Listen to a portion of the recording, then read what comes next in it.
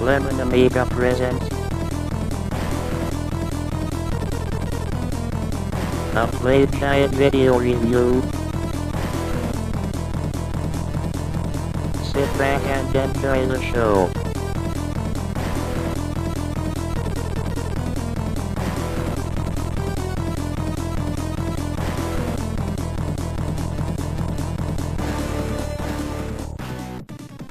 Hi there, welcome to another Lemon Amiga Playguide and review.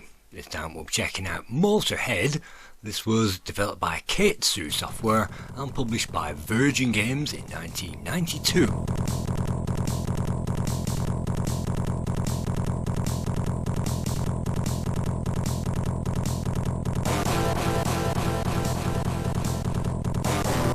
This game features Lemmy Killmeister from Motorhead. You can see the official band logo, and you can't really see much of the official coders. Keitsu was famous only for this game. It was a made up name, just like Keiko, and they were not a Japanese company. This was definitely a bunch of English guys, and Ben Dagley's there with two N's for some reason, and Fungus the Bogeyman apparently, well, Rob Northern as well, and he compiled all that copper protection which was cracked within a few seconds.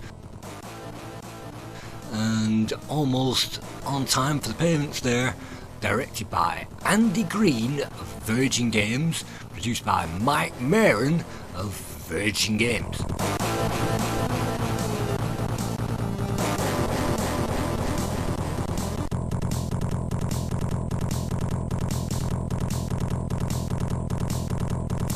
At the beginning we can see Lemmy on stage and he's kidnapped, and well, when he wakes up the aim is to rescue all of his band members, and this isn't really apparent as we get into the game itself.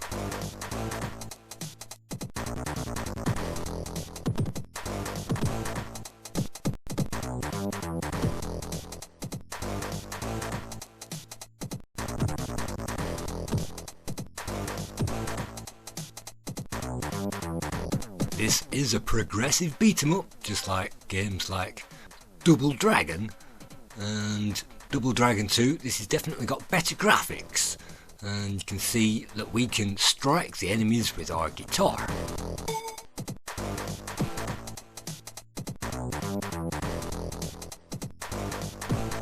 You can also punch the enemies as well, and sometimes they will drop collectibles. In this case that's a bottle of Jack Daniels, and that will mean that we've got a power up. That will mean that they also drop a Motorhead symbol, and the power-ups mean that we can destroy the enemies in one shot, and if we collect that symbol that means that we get, I think, another power-up. You can see the power-ups are listed in that bottom right corner. We've got two apparently, and if you press the fire button twice and pull in the opposite direction to whichever you are facing, hopefully that will launch one of those power-ups. But unfortunately I'm not having too much luck trying to get that to work. Sometimes it does, and sometimes I simply stand there pulling my tongue out at the enemies.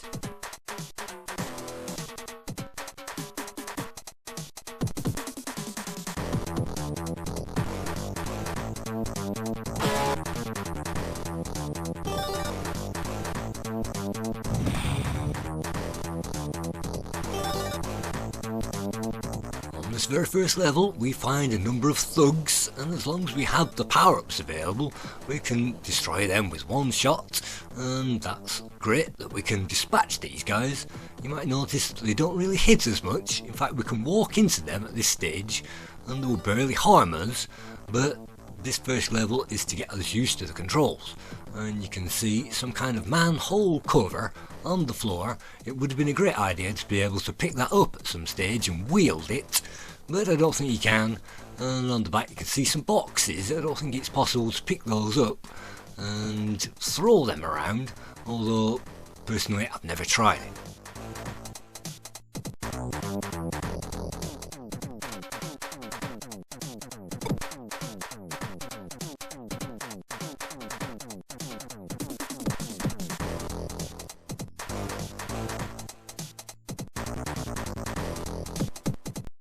this stage the enemies are pretty dumb, and it gives us precious little score either, so the aim of this part is simply to amass as much energy as possible and to collect those power-ups as well, and hopefully having done that, that will set us up for the rest of the game. And you can see the energy is represented by cans of pop, and of course I think Jack Daniels as well does something else, maybe that's just giving us a bonus score. And you can see 3 bombs now have appeared in the bottom corner. Hopefully we can launch those and throw in the empty beer can at them. Maybe it was a beer can after all. That means that we can strike them, but they don't blow up unfortunately with that.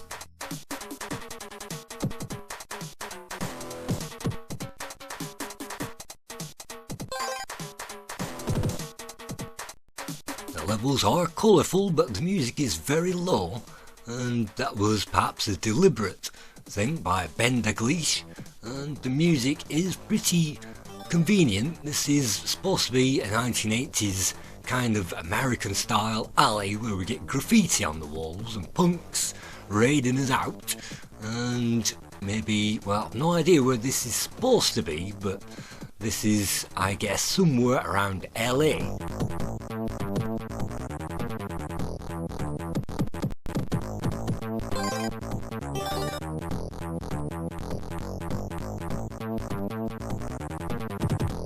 We can also rush the enemies by pressing fire whilst we are running. We can then slide into them, so that's another attack, and we can also jump up as well, but I don't think we can do much by jumping up in this game.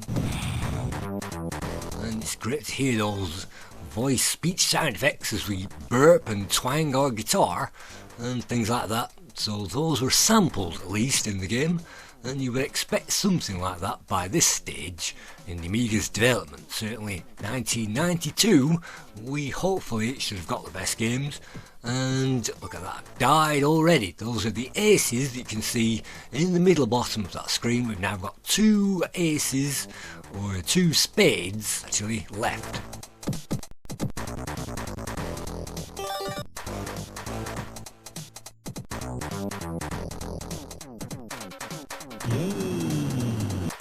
At the end of the first level we get to collect even more beer cans and even more tokens as well, and I think if we hit the flies maybe that's game over, but that means that we get a bonus, and there are 5 bonus rounds, 1 at the end of every one of the levels in this game, and there are 6 levels in total.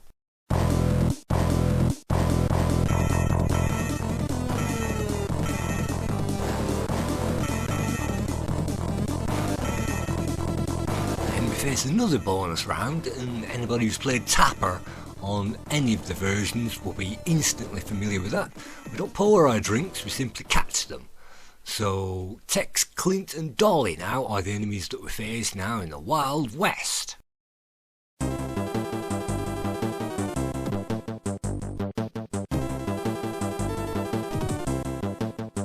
As far as I know, they didn't get permission for much in this game. They probably got the license for the name and a caricature of Lemmy, but you can see that that's not absolutely representative of the character. Maybe they styled it upon him, so maybe that's the best they could do on the Amiga. The leather jacket is a nice touch as well, and this section reminds me of Golden Axe. And if that sounds familiar, well, this was coded by Richard Costello, and he also coded Golden Axe on the Amiga, as well as Gauntlet 2 and Gauntlet 1 on the Atari ST, Terminator 2 by Ocean, and also Mortal Kombat, and he moved on to Primal Rage as well.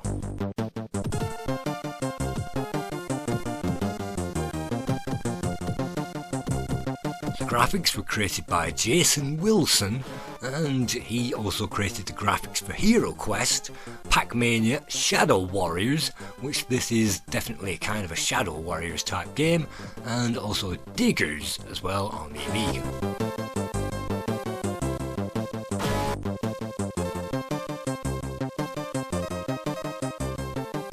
Unfortunately, that's game over, and ceremoniously, unfortunately, we'll be taken to the high score table.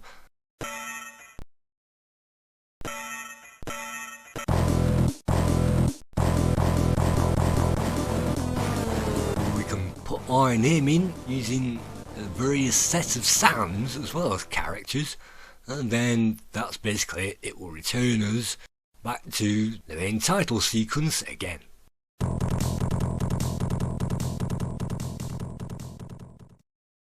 From here we can press fire, so for the second and the final time, let's try this game again.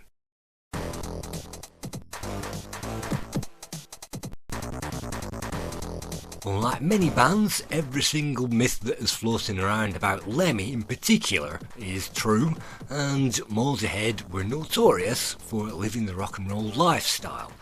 The song Motorhead was originally written in 1974 whilst Lemmy was staying at the Hyatt Hotel in Los Angeles, the Hotel Riot, and he apparently stayed up for 4 hours all night on crystal meth. And crystal methamphetamine is speed on speed. It's like, really fast methamphetamine. It'll keep you up all night. So what that did, during the come down, he grabbed a guitar and he wrote a song called Motorhead. He went out on the balcony and sang that full voice for 4 hours, waking up everybody in the hotel, stopping people on the street. Drivers in the cars were stopping to listen to him singing it. But that was the last song that he wrote for Hawkwind, and then he formed his own band called Motorhead, and Motorhead also covered it. And so 6,000 Miles Away is a reference to Los Angeles, and the various references to ice in Motorhead are in reference to methamphetamine. So it was another drug song, and so Motorhead began their career with drugs and alcohol and pills, and all of which are represented in this game.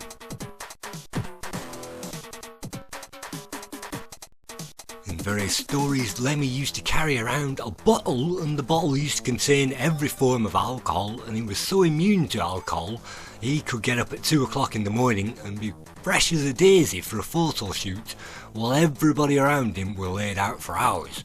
He was absolutely immune to it, and he used to play video games. He used to be stuck playing Space Invaders and Pac-Man video games in hotel lobbies all night long, and everybody used to know where to find Lemmy. They had to talk to him while he was on the machine. So they didn't get the rights to use the music, but if they did, let's imagine what the music in this game would be like.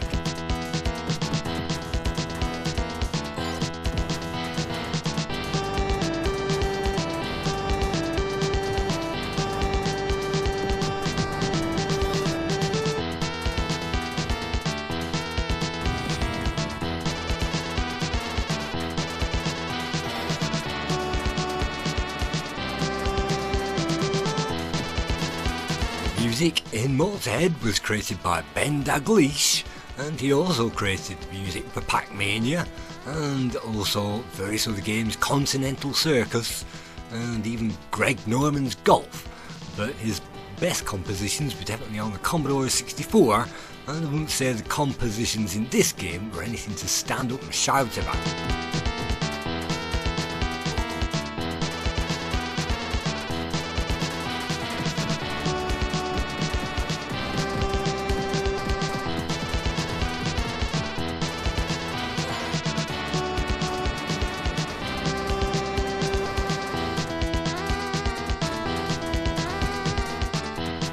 Motorhead is the only song in history to have the word parallelogram in part of the lyrics, which Lemmy was very happy about, so he holds the record of having that particular word in a pop song.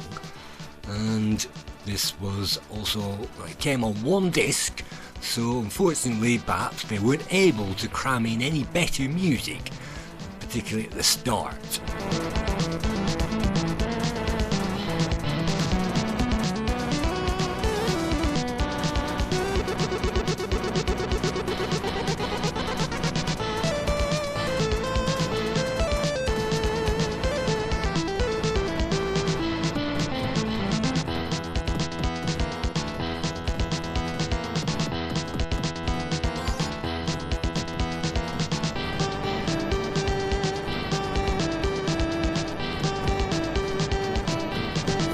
Having got rid of the enemies, they melt into ice for some reason, and ice is another reference to methamphetamine, and they get frozen in ice. So it isn't really a child-friendly game, even though it was sold for $24.99 full price, it would seem, by Virgin Games or Virgin Interactive.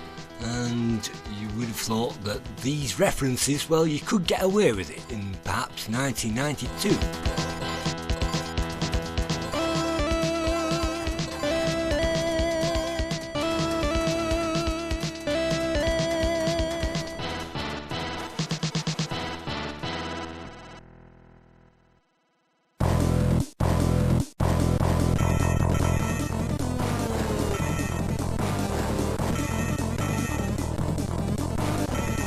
Controls in this beer game seem to be very sensitive, or at least I found them to be so, and you can see that it goes green eventually if you catch enough beers, and that gives us the top score for that minigame. So get off your horse and drink your milk.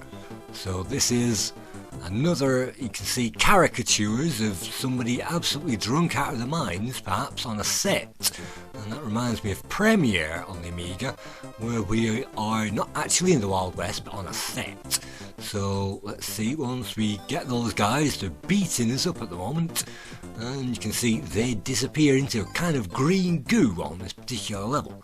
So let's do the golden axe trick again, because of course this was very similar to Golden Axe, and the guy who programmed Golden Axe wanted to put in these kinds of things. Well, unfortunately, unlike Golden Axe, sometimes the hit detection is off, and sometimes you can't pull out exactly what you want to do. You can say I've got 3 bombs there, and we don't want to be thrown back into the abyss, otherwise we'll lose a life. And they certainly can do that, just like that. And that's something to watch out for.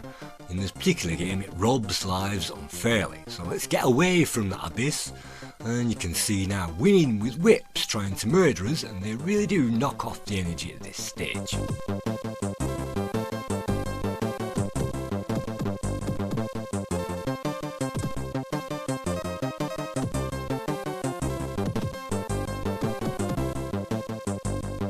Remain over on the right side of the screen as much as we can. Unfortunately, we've just died again. I've no idea why or how unfairly, but we have just died. But we've got full life, so even though we've got tons and tons of power-ups, I think it draws a line over those bomb power-up things when we've got more than 1 in each slot, so I think we've got 4. Unfortunately, I'm having trouble activating those. Maybe if you can activate them, then this game is a joy, and I think that the maker of this game expected the player to be able to do that at their own command and not be struggling to do that like I seem to be doing.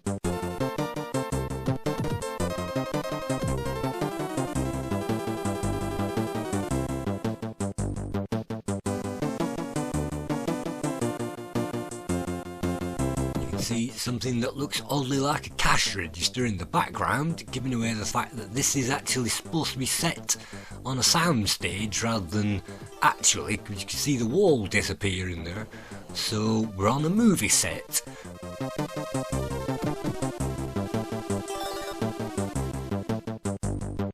And it's got a pool table in there. So these guys are difficult, and unless you know how to get rid of these by dealing out the difficult ones, it's pretty hard. And with Golden Axe you could simply move into the diagonal and be absolutely safe. Unfortunately with this game they realised that that was an issue, so they've dialed that out, so the enemies can still hit us even if we are moving on the diagonal. So it's pretty difficult to maintain some kind of health. Luckily we're now out of the death zone and we're building up our health again towards the next level.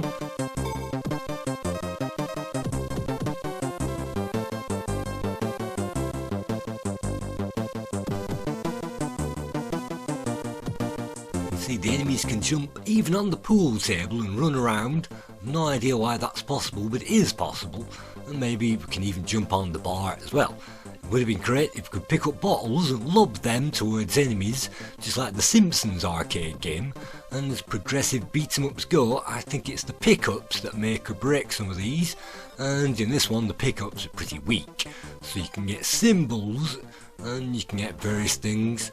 And look at that, we've wasted all of our collective power-up mana now, just by unleashing that one guitar. Disappear fairly quickly as well, so we can't let those hang around.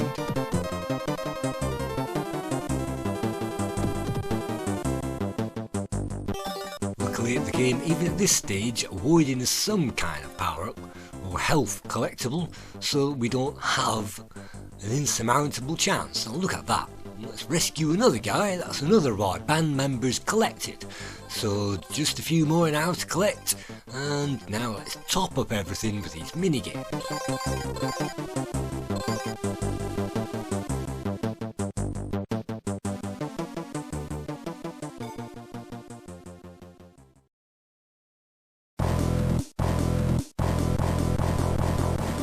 We're supposed to grab the groupies, and I didn't have a clue what I was supposed to be doing there, but that's another minigame.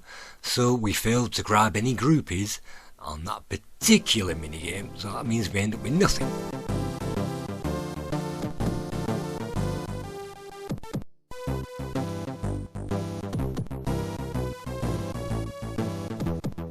On the next level, it's the attack of Dan Wood and Ravi Abbott. And so here we are, somewhere in China. Apparently there's a telephone booth there, but unlike Shadow Warriors, we can't smash it down with our feet, I don't think, and throw that against the enemies. And I think there was a screenshot of a special bonus woman who's supposed to appear and make all these enemies slow down, but I don't know if that was in the game itself or whether that was just handed out to magazines. And you can see the cover art in this game is, well, the cover of the box seems to be taken from perhaps the 1970s, and the back of the box, well, that's a skull. Maybe that's been stretched slightly as well.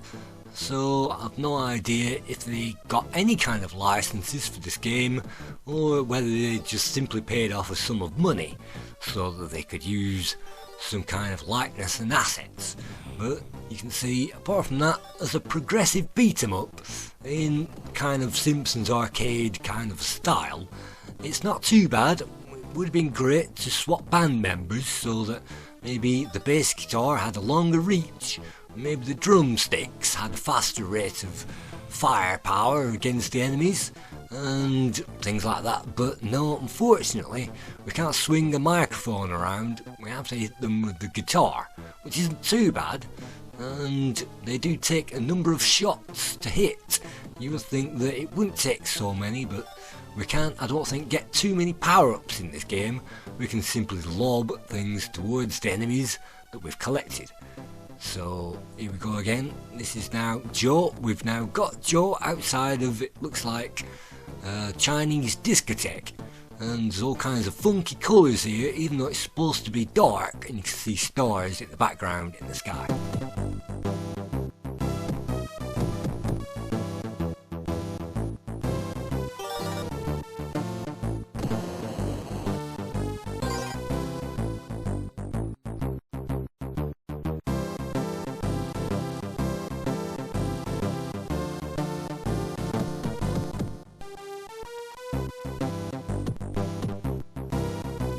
Most of the magazine commenters didn't really appreciate this game, and because there was a lack of substance in it, it didn't really get many high scores either. So we do know for a fact that Dazzle magazine gave it 48%, Amiga Joker gave it 65%, the current 11 Amiga score is 7 out of 10, Amiga Power gave it 71%, and Amiga Format gave this 76%.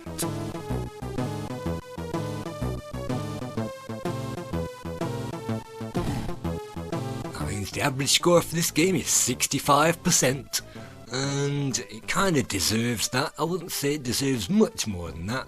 Golden Axe was certainly a lot more enjoyable, and even though this game tries to be funny, it's not really that amount of funny when you have to hit everybody multiple times.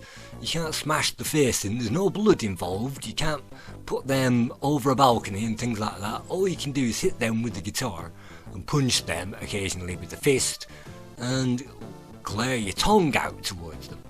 So these Dan and Ravis are really piling up now on this level. I'm really struggling, and you can see the stage that we're meant to get to I think the end of level boss. We're just approaching the stage now.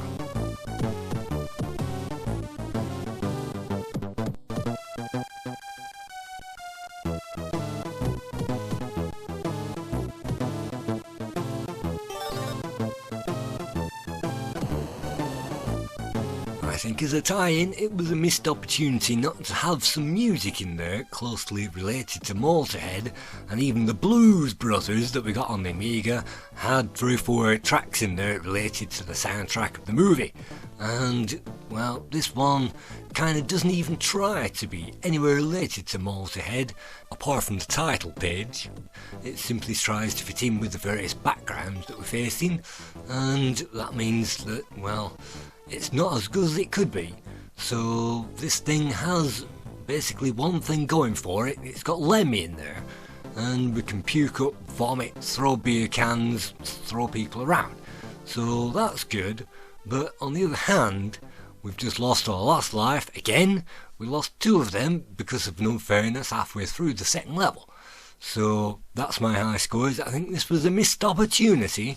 I think if we could have jumped over the enemies and landed things on our heads and thrown objects around and beer cans and newspapers and all kinds of things, then it would have been a lot better, but unfortunately it isn't. So it's kind of a middle of the road game, and it's one that players don't tend to come back to again and again and again. But that's Motorhead, and thank you for viewing this Playguide in review. So we'll see you again in another one sometime soon. Thank you.